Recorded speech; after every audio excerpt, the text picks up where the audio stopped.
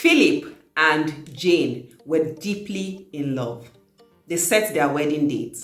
They said "I do" with tears in their eyes and hope in their hearts. They had such a beautiful ceremony, the kind that got people wowing. You know, that kind that turns people into sirens? Yes, they had cool pictures taken and they prayed. But 3 months into marriage, arguments replaced affection, not because love disappeared, but because hidden debts, secret spending, and unmet expectations surfaced. You see, they loved each other. They didn't lack prayer either. They actually lacked preparation. That's why today we're talking about financial red flags. So, love doesn't suffer what wisdom could have prevented.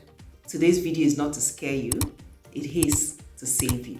Hey family! Welcome back to the channel where we talk about faith, love, and building real life relationships that last with biblical wisdom. Make sure to hit that like button, subscribe if you haven't done that already, and share this video with someone who needs to hear this today. Hi, I'm Dr. Molola Omoshebi, and I am happy to share with you again in this video. Now, let me be very honest with you. Many marriages don't break because love disappears. They break because money problems were ignored before the vows were said. I recently shared a video on how important matters around money is to marriage and relationships. You can watch that here, and you would also find a link in the description also. The truth is that inflation, career pressure, digital spending, debt culture, and financial secrecy are silently destroying relationships. We're talking about financial red flags that you must discern early and how biblical wisdom can help you build a marriage that is emotionally strong and financially secure.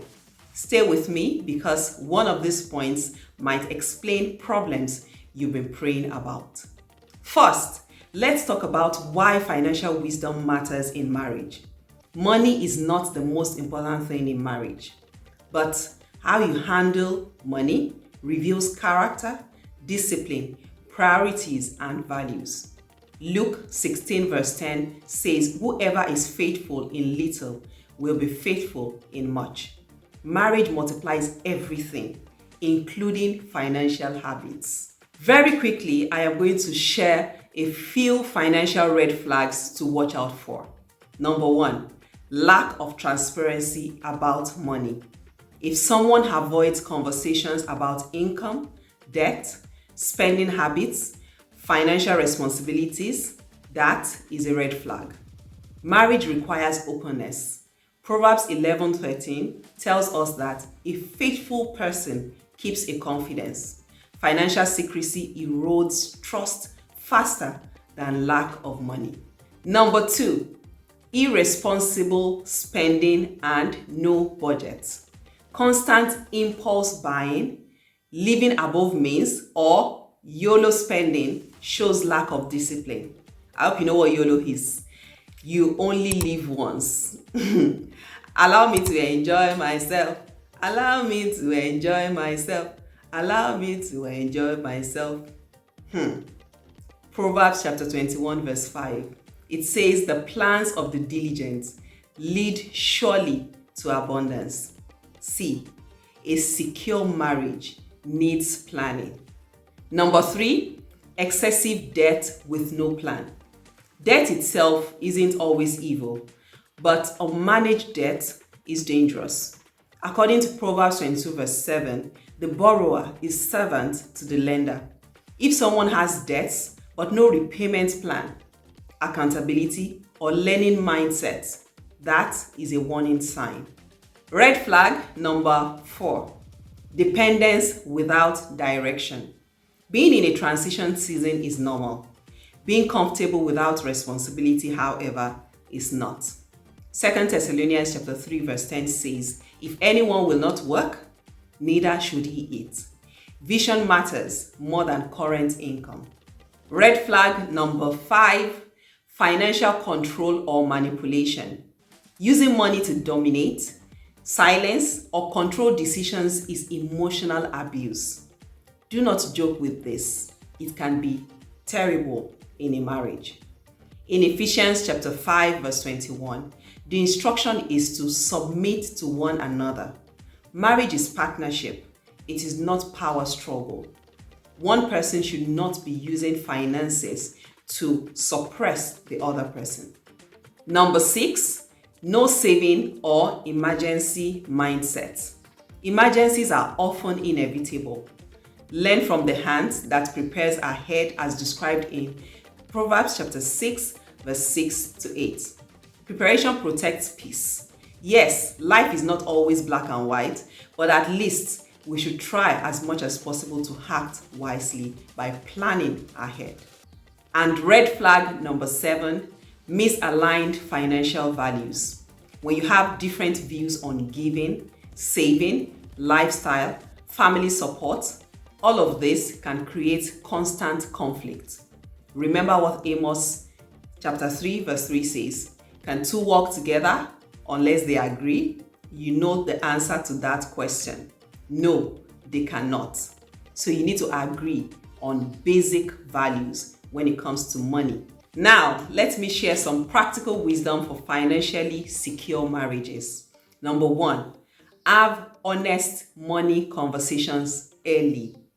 Discuss income expectations, financial goals, debt history, giving habits, and all of that. Truth before marriage prevents tears after marriage. Number 2, build a shared financial vision. Agree on short-term goals, long-term goals, kingdom priorities.